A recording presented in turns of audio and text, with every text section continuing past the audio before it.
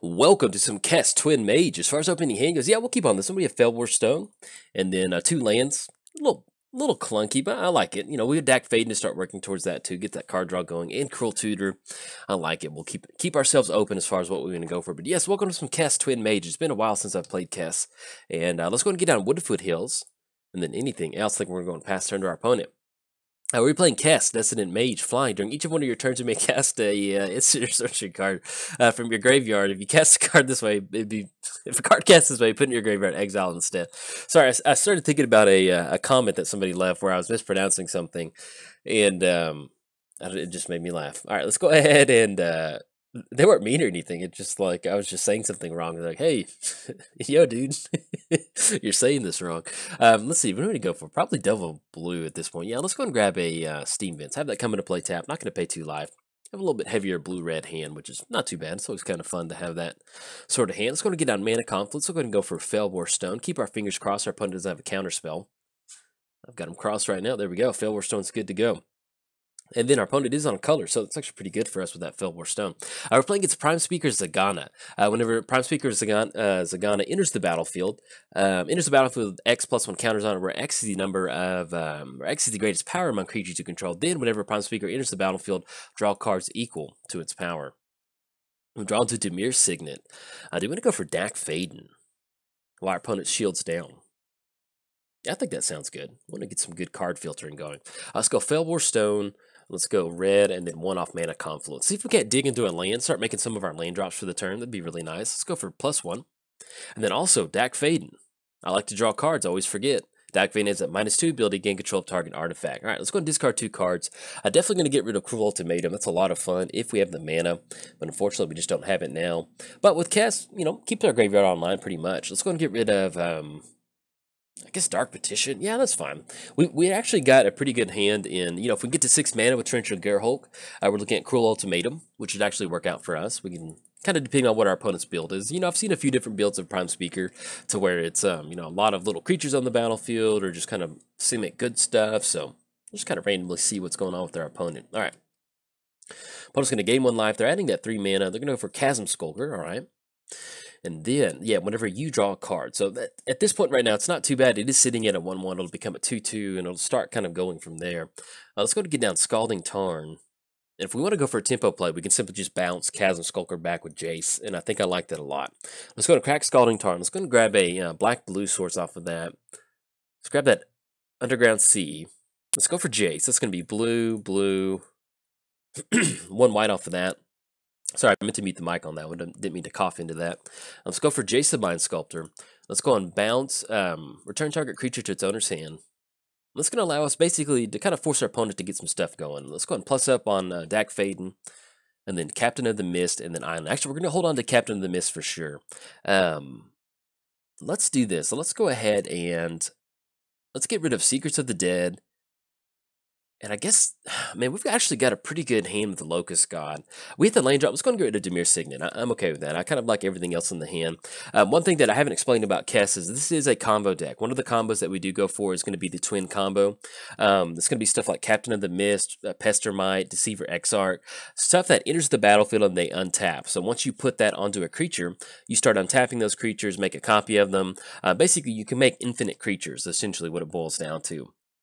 And so once you start making those creatures, you can swing in for lethal combat step. And Captain of the Mist is one of our combo pieces. You know, if we find something like Kiki Jiki or we find Splinter Twin, that's going to allow us to combo off. So definitely want to hold on to Captain. It may seem like, you know, why did you get rid of Secrets of the Dead over Captain of the Mist? Just kind of explaining the backstory of the deck. That's why, because we are a twin combo style deck. In fact, we do have Cruel Tutor in the hand.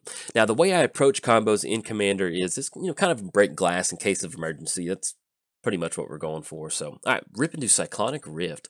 Let's go and get Island down. 1, 2, 3, 4, 5. We're actually 1 away from Torrential Gearhulk.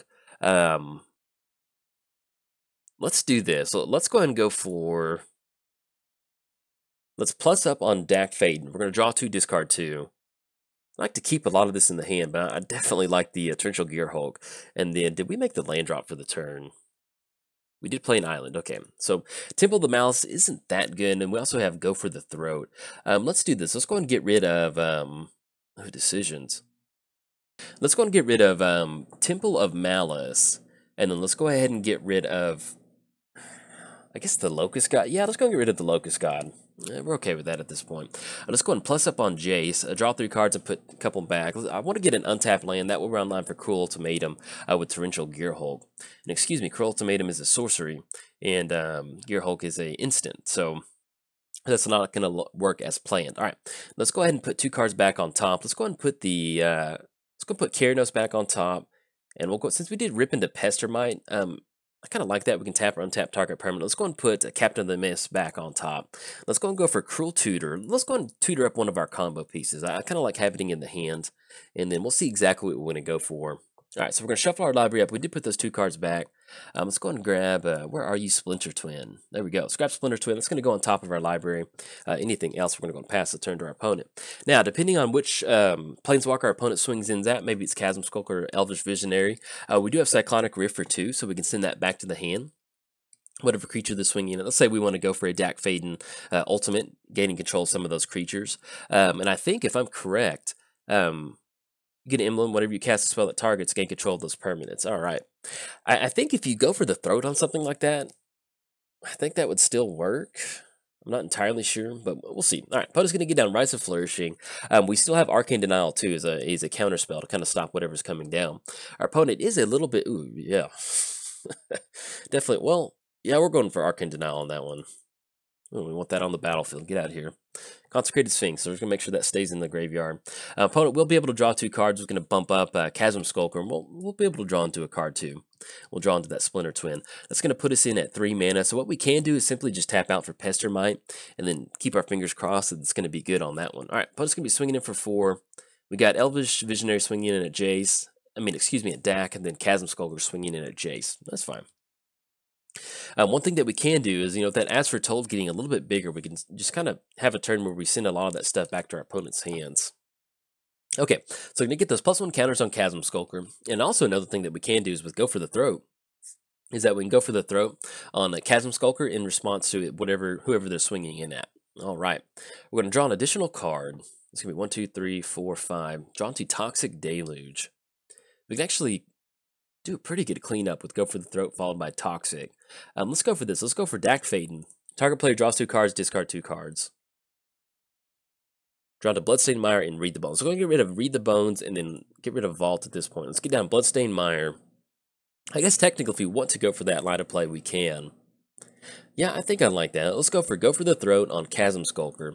That's going to clear the way for us, and then we can actually sacrifice that Bloodstained Mire. We'll get a black source off of that, and then go for that Toxic Deluge for 1. It's going to get rid of all of those little squid tokens off the battlefield, and then also take care of Elvish Visionary. Poor Elvish Visionary. Just wanted to get out here and draw some cards and be a really good combat step creature for our opponent. Let's go and grab that. We're actually okay on blue. Let's go and grab that Badlands. Let's go for Toxic Deluge. It's going to be blue, black, and then tap out for that. We're going to just go ahead and pay 1 on this one. Yeah, that's right. 1 will be good. All right, pay 1 life. That's going to clean up all those squid tokens, that Elvish Visionary. Anything else, we're going to go and pass the turn. That does put us at 1, 2, 3, 4, 5, 6. So if we do hit the land drop next turn, we'll be online for Pestermite and Splinter Twin, kind of going from there. Now, as far as not Toxic Deluge, but as far as the Torrential Gearhulk, we do have a few more instances in the graveyard. We do have, let me see, it's just simply basically going to be Arcane Denial, and then go for the Throat, and have Vault in there too. It's one of those things where I didn't play Kaldra Standard, and so I didn't play a ton with Torrential Gearhulk, and typically, if you play the amount of Magic that I play, you try to read every single card. You always try to. When I was talking, I was really adamant about that Cruel Ultimatum line of play. Definitely wanted to go for that, but you kind of shorthand a lot of Magic stuff. Where I'm just like, there's 2. Like in my head, I'm like Torrential Gearhulk, flash, and then enter the battlefield, cast a card out of your graveyard. I'm like, okay, sweet, awesome, makes sense. But unfortunately, if you don't sit down and read the card, it says target instant card. So there's just going to be a lot of times where, I just quickly process a card in my head, Torrential Gearhulk, flash, card out of the graveyard. Okay, sweet. We'll go for that line of play. But in this particular case, I'm glad I caught it earlier. We didn't just get Torrential Gearhulk on the stack and we couldn't target Cruel Ultimatum. That's always nice. But typically, whenever I run into any sort of mistakes or anything like that, that's kind of what that's what ends up happening. I just forget a word here or there. Like I just lost a game to Chroma's Memorial. I was like, dang it. It's not good. All right, opponent's got 3 cards in the hand. Let's see if we hit the land drop. We still have Dak Faden to go for. And then worst case scenario, we can get some stuff rolling with Torrential Gearhulk. See, opponent's going to go for it. It's going to be 1, 2, 3. Opponent's going to flash in crew fix. Ugh. Yucky. All right. Get down crew fix. We're drawn to Temple of Deceit. And let's go ahead and go for, yeah, we'll go for Dak Faden. Target player draws 2 cards. Discards 2 cards. 1, 2, 3, 4, 5, 6. Yeah, we can go jam it if we want to. Unless they have, see what they're going for. Just adding that colored mana. All right, Arid Mesa, or actually Command. We're going to get rid of Arid Mesa and get rid of that one. Let's go for Command Tower. Yeah, let's go and go for it. Let's flash in Pestermite. Yeah, I think we're okay with that. All right, I'm going to get it going. It's going to be blue.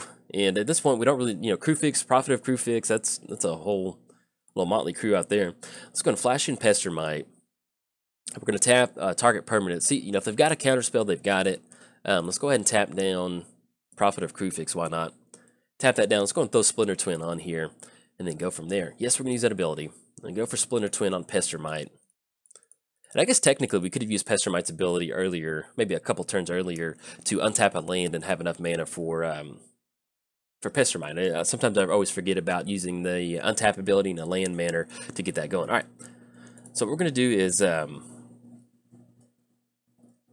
oh, we need to flash... Dang it. All right. We're good. All right. We're going to pass the turn. Hopefully this is going to stick. We've got Splinter Twin on Pestermite. I forget that you need to flash in Pestermite. That way it does have haste. I forget that Splinter Twin does not grant it haste, so... I do apologize. It's been a little bit of a long recording session, if you can tell. So hopefully, fingers crossed, if this can survive until next turn, we'll be good to go. And then basically at this point right now, they need to have some sort of bounce spell on Pestermite. Because what's going to happen is we're going to be able to untap next turn and then start making a ton of creatures and then start going from there. If our opponent wants to swing in a Dak Faden, they certainly can. But at least we do have the combo sitting there waiting on us like that one. Yeah, sometimes...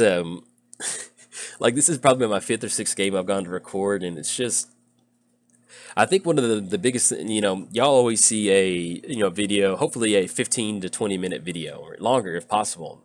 But for every one of those videos, I get, a lot of 5-minute scoop videos, a lot of those. So once you start just kind of, like, racking a lot of those videos up, you just get really just, like, ugh, just mentally tired. And so, unfortunately, that's what happened. So... kind of missed that little haste on that one, but we're not going to let it define this one. All right, opponent's going to get out Prime Speaker. They're going to be able to draw a few more cards. Now, they will have Prophet of Crew Fix untapping, so they're going to have some mana. If they draw into some sort of bounce spell on Pestermite, they can definitely take care of it. But one thing that we do have is Torrential Gearhulk on Arcane Denial, so we can stop our opponent from getting some stuff swinging in. But we'll see what they're going to go for.